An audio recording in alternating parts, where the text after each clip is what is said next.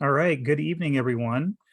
Tonight's program are drought impacts on plants and pollinators. I think I even had this labeled differently as plants, pollinators, and drought in some of our promo materials, but overall it is the same thing. So one of the things that we have been dealing with for the last couple of months now is that we've had extremely dry conditions, and we are only just now beginning to see those alleviate. So what I'm going to do is I'm going to talk a little bit about what we've seen and what its impacts are going to be on the plants we love and the pollinators that a lot of us are very interested in. So when it comes to drought, there's a little bit more science and a little bit more hand waving behind it than just basically it's been dry for a really long time. You're going to hear about 4 different kinds: meteorological, agricultural, hydrological, and socioeconomic. And what this kind of boils down to is a meteorological drought is what data says. This is what a climatologist or a meteorologist is going to be looking at on a spreadsheet and using statistics on to determine things.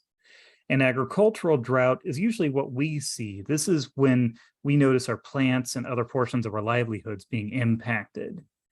Hydrological drought is a drought that it goes over a much more significant span of time. Imagine what you're hearing happening in Lake Mead. Right now. It's going down very, very badly. This is a hydrological drought over there.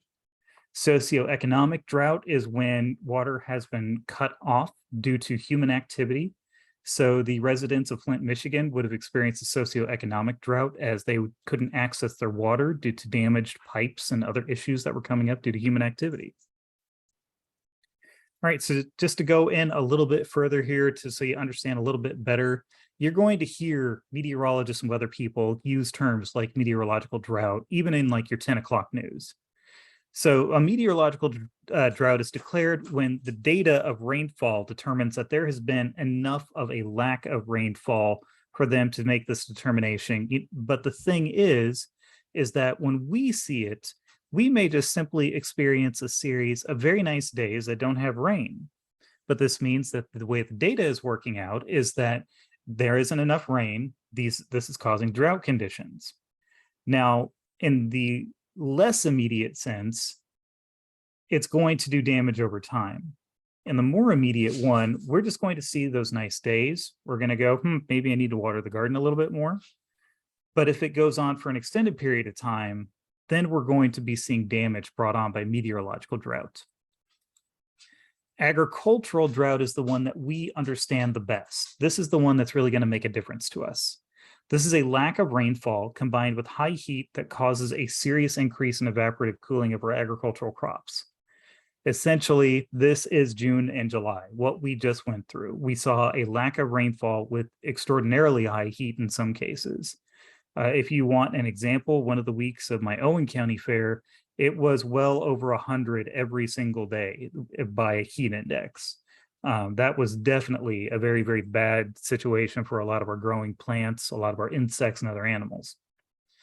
These droughts are going to be most commonly recognized, of course, during the growing season. That's when we're going to see their impacts. And they can be related to an intense flash drought. So say you have a week where it's just burning hot, no rain, the sun's hitting you like a hammer. This would be a situation where you would be seeing something like a flash drought. And that's exactly what we've seen in the summer of 2022 for a few spots here and there. Now, this hydrological drought is something that we need to be concerned about, honestly. Unfortunately, climate change is going to cause this to occur in different areas. Hopefully, Indiana will not be subject to that. I don't think we will, but a climatologist could tell us better.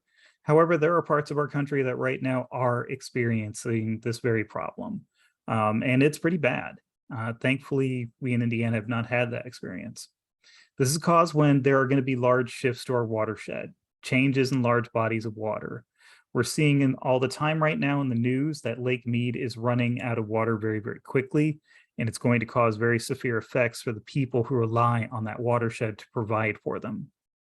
When we experience hydrological drought, local governments might implement restrictions that will limit access for water for uses like washing your car, watering your lawn, watering your garden.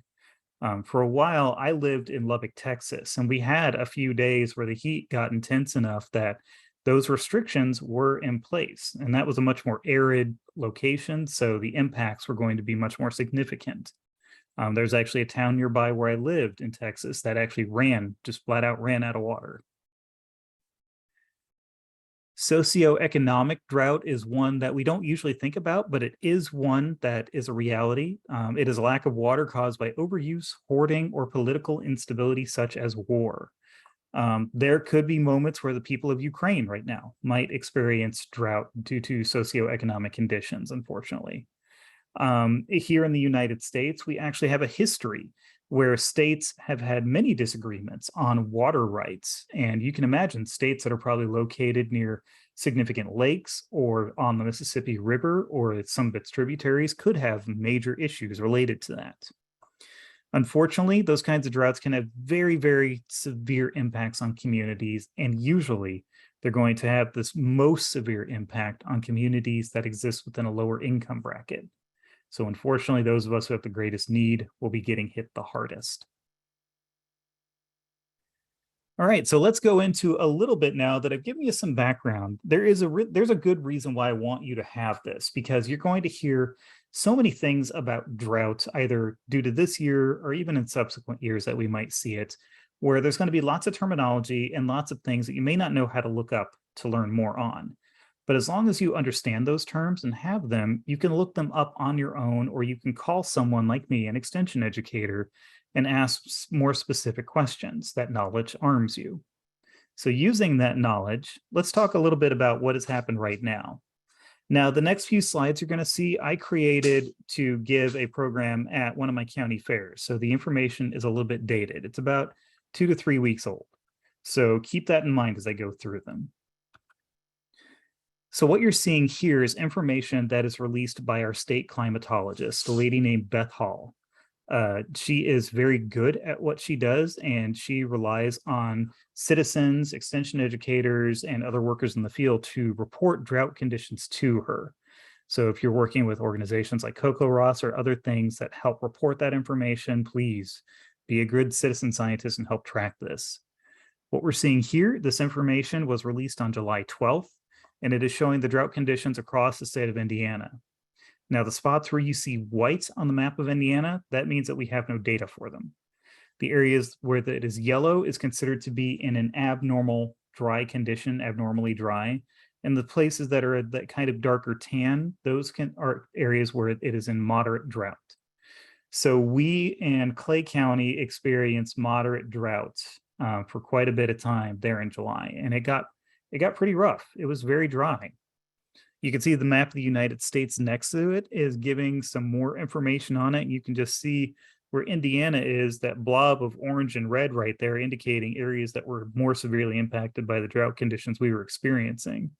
And of course, if you look elsewhere on the map, you can see that the state of Texas must have just been a nightmare during that period of time. And this is information that if you wanted to kind of track these things, I, as an extension educator, I receive this information. It's also publicly available at the website that's listed on here, droughtmonitor.uni.edu. So you can look this up. It is there for your benefit. Now, what was going on was, since June, the state of Indiana had been experiencing conditions overall that were referred to as abnormally dry. Those several locations were in the moderate drought. So what this means is that when it is abnormally dry outside, we begin to see that lawns begin to dry out. We may see water reduce in ponds. Ephemeral ponds might dry up. Permanent ponds might go really low. Definitely dry, but not dangerous or anything like that. Now, most of Clay County and Vigo County experienced moderate drought from mid-June through mid-July. And what that means is we went beyond that. Our lawns essentially died. They went completely brown. I still have brown spots in my lawn. I live in Terre Haute. And ponds will suddenly have massive algae blooms due to the intense heat, the extra sunlight they're getting, and the fact that the water is just going to be much more interactive as it goes down and begins to lessen. So those algae blooms are becoming more and more prevalent. Also connected to early morning humidity as well. In moderate drought, we're also going to see impact on our gardens, our farms. A lot of our gardens were getting hit really, really hard and drying up, and a lot of our farms experienced damage. I spoke to about 20 farmers over the course of the drought, And they were definitely asking questions about, what do I do about my soybeans? What do I do about my corn? And those were some hard questions to deal with. We also experienced during this time period was that rain was occurring. We were getting moments where it rained. During the Clay County Fair, we got a ton of rain dumped on us in one day. But unfortunately, sporadic rain events will not resolve a drought. And hopefully we are finally hitting that point where we're on the upswing of this. We're still a little dry, but we're getting more consistent rain, but there's higher humidity. So it's kind of alleviating the conditions we've already been experiencing. So what's this going to mean? What is it doing to our plants? A lot of you, you're going to look at it and go, well, it's common sense. The plants are going to wither. You're going to have problems. There's a little more to it too. So what's happening when a plant is drought stressed, it's going to pause. Imagine the pause button has been hit on every single plant. It is frozen in time, effectively. The plants will not grow.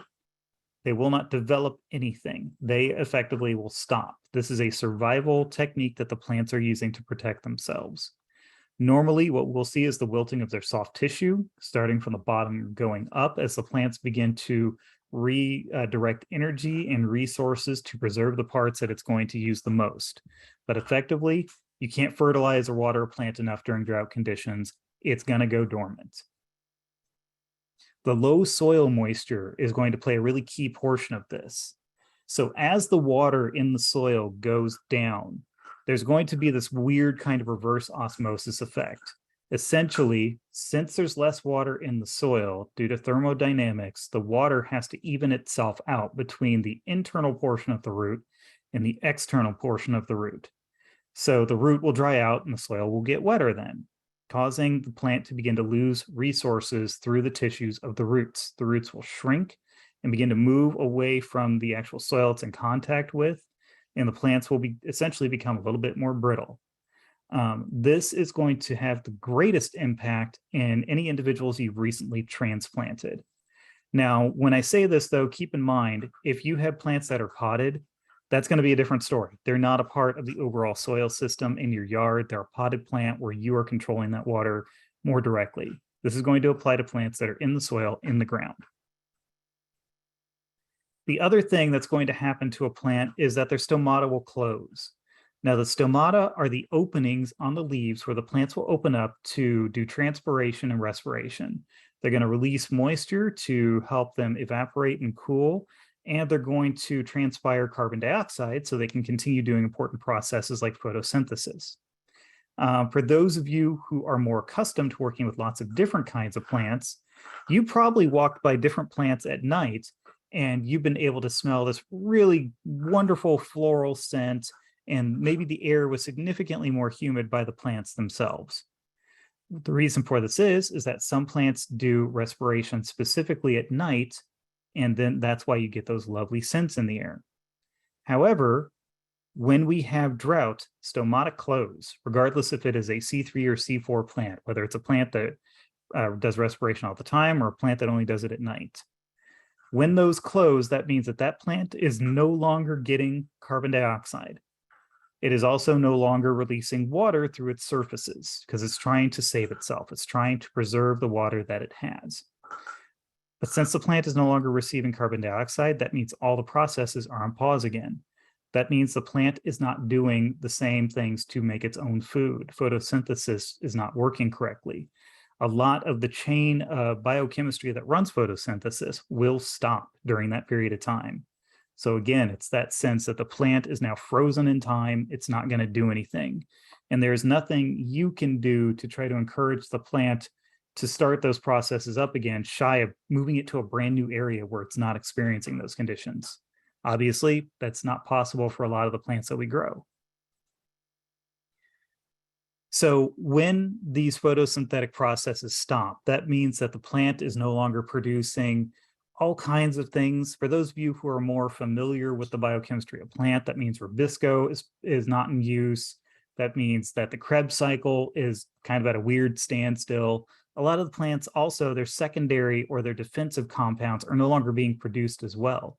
So their ability to defend themselves against herbivores is on a time limit. Whatever reservoir of oils or poisons or toxins or what have you that they use to defend themselves. That's all they have right then. They're not going to produce anymore. The water loss is also going to reduce the amount of chlorophyll that the plant has. So that means that even once the plant is out of drought, such as right now, it's still not up to doing photosynthesis as well as it would normally because it's still rebuilding all that machinery. It needs to build back its chlorophyll. It needs to get all of its cycles going again. And it can take them months to complete the repairs they need to do so the plant can function normally. This is why it's going to take us a while to come back from a drought. And hopefully a lot of our plants will, but I mean, a lot of them simply won't. So let's dive a little bit here into the insects too, because for those of you who know me, I'm an entomologist. I'm always going to talk about the bugs if I have an opportunity to. And in this case, the insects have a slightly different story. Now, in this case, insects are going to be busy flying and foraging for food, whether they're herbivores or predators or what have you. This is especially true for our pollinators. When they fly, flight is the most energy and heat-intensive process an insect can do. Moving their wings up and down generates a ton of heat in their bodies. And there are a lot of insects that actually have specific adaptations so they can radiate that heat out of their bodies and be able to fly for longer periods of time. Honeybees, native bees, those kinds of things are particularly well known because they have a structure called a heat window in their thorax, right by their wings, so they can dispel that heat out of their bodies. However, insects don't do homeostasis like we do. They can't support their own body temperature, not like we can. So when it gets really hot out, they are going to retreat to shade in cooler areas just about as fast as they can. If the temperature gets hot enough and an insect is flying, it can quite literally boil itself alive. Their bodies are kind of like a bottle of soda. They're essentially just full of liquid. And since they are a smaller organism, they have a greater surface to volume ratio, which means they have more surface area.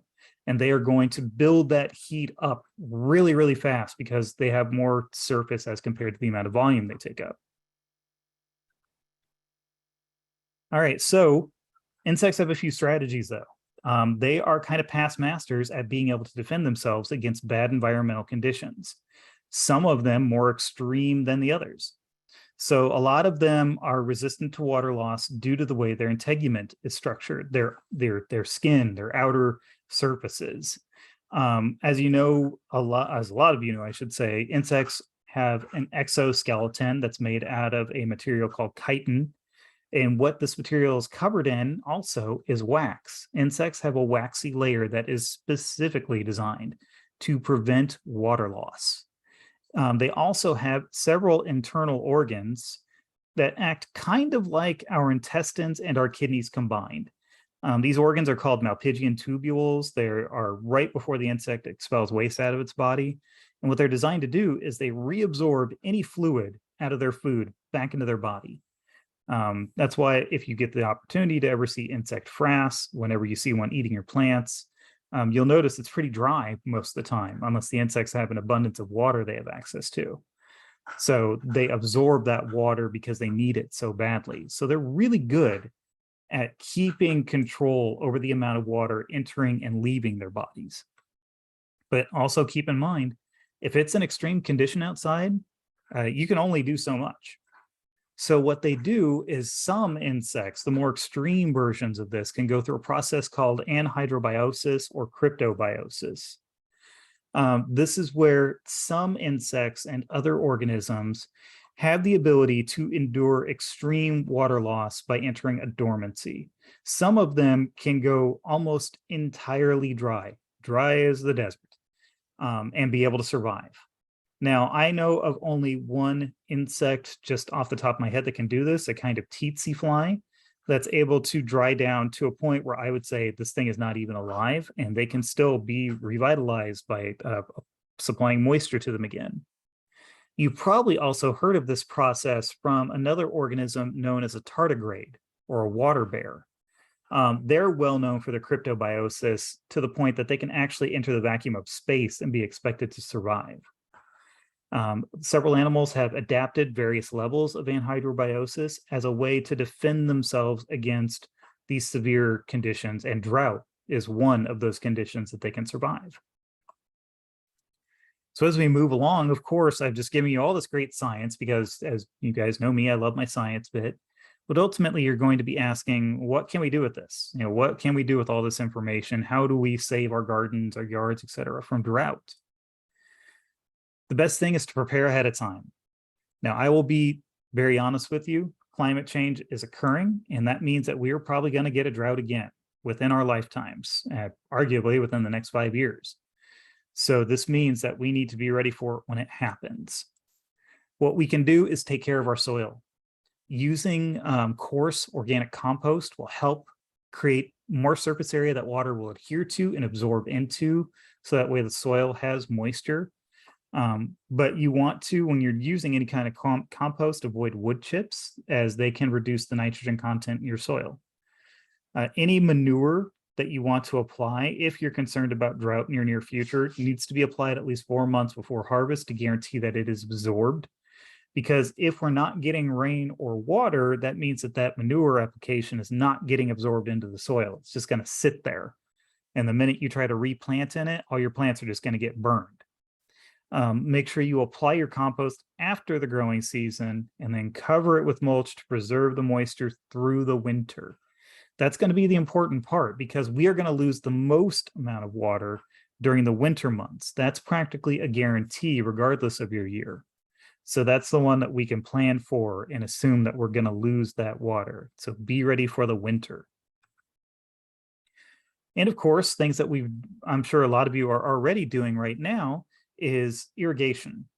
So if the conditions are very, very droughty, or if it's very dry, apply water slowly at the base of the plant. Remember, the absorptive capacity of the plant has gone down. So it's probably not going to be able, sorry, folks, had a little bit of a dog issue. So the plants are not going to be able to absorb water very well at all. And their absorption is going to go down, or their usage of the water is going to go down as much as 50%. Now, you want, whenever you're doing these activities, please use timers with any drip hoses, so that way you can increase your water efficiency. This is particularly important if you're coming to us from outside of the state of Indiana and you're in one of those drier areas. You may be dealing with restrictions where those timers are going to be important. You also want to make sure you plan your waterings early in the morning. That's going to improve the plant's ability to do uptake, and it's going to reduce the chance of fungal pathogens of developing. If you do your waterings at night, the plants won't be very active in their uptake cycle, and the water's just going to sit there. And that means that those fungal pathogens can really develop in those conditions. So a few smart practices that you can use during the season. Don't try to encourage your plants to grow if you are about to enter a drought period or are in a drought period. If you try to make the plant grow, you're just going to make them more stressed. They are already stressed. They are already resource restricted. Don't put more on them. Use mulch to try to preserve that water around the plant, so that way whatever moisture is still in the soil, you can keep there. If you use your mulch to form kind of a little donut shape around the base of a plant, move it a few inches back from the stem, so that way you're kind of forming a little bit of a funnel there. That's going to help the plant catch whatever moisture is going to come out of the sky if we get any rain during those periods. And when you do your watering, it's going to cup that water right there where it needs to go. And then one of the most important things, though one we tend to hate to do, is make sure you keep up with your weeding. You don't want your plants to be competing with weeds for the resources in the soil, including your moisture. So get on those weeds. I know we hate to do it, man, but we have to in this situation. All right, so also a few more smart practices. Don't worry about your lawn. Most of our lawns are going to be planted with Kentucky bluegrass. Kentucky bluegrass goes dormant during drought periods, and it recovers once the drought is done. So don't worry so much about that. If you try to make your lawn stay green and keep it growing, et cetera, you can cause more stress, and the heat shock can kill the lawn. So in this case, just let the Kentucky bluegrass do what it's going to do. Let it go dormant. The other thing is to do triage. If you have plants that are past their prime, or if you have plants that don't look like they're going to make it, don't burn the resources you have on them. Accept the loss and move on. You want to make sure that you husband those plants that have the best chances of survival. And one thing that I definitely want to encourage you all to do is to take notes on what works and what doesn't. Everyone's yard and everyone's garden is going to be different. So that means that you need to have some kind of rubric to determine what's going to work the best in your situation. So the other thing that I like to tell folks, and a lot of you I know are very big about this too, is that consider planting drought-resistant plants. Fun fact, most of our drought-resistant plants in Indiana are also our natives. So a lot of our natives, like coneflowers, some of our asters, are drought-resistant. If you look around right now, you're going to see that the coneflowers, the yellow asters, and other things, they're actually still going pretty good. I have several out in my yard that are going gangbusters right now. Unfortunately, though, our vegetable gardens are not durable during droughts. There's just no way, there's no good way to put that. A lot of our vegetables have extremely high watering requirements, and they are already very delicate. You will not be able to save much of them during a drought unless you take some pretty drastic measures and try to alleviate those conditions as much as you can. When you know a drought's going to happen, consider doing container gardening. Keeping a large garden outside, it's just not going to work in a heavy drought condition. The other thing, and a lot of you have heard me say this quite a bit often, is diversifying your lawn is going to help a lot. More diverse environments are going to be better set up to be resistant to change. I am trying to do a so-called yarden in my lawn, and it's working to a certain degree. I mean, we get more clover, we get other things. Some of those things have been able to survive drought conditions and come back and still provide some cover for insects, and keep some color there when things are a little bit rough.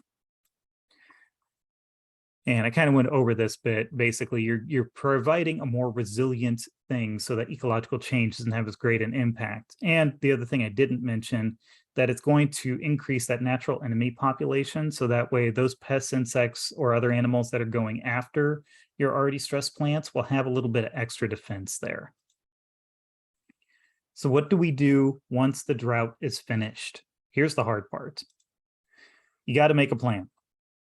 We've already gone over steps you can take before another drought occurs. Having that plan will probably save you some time, save you some tears.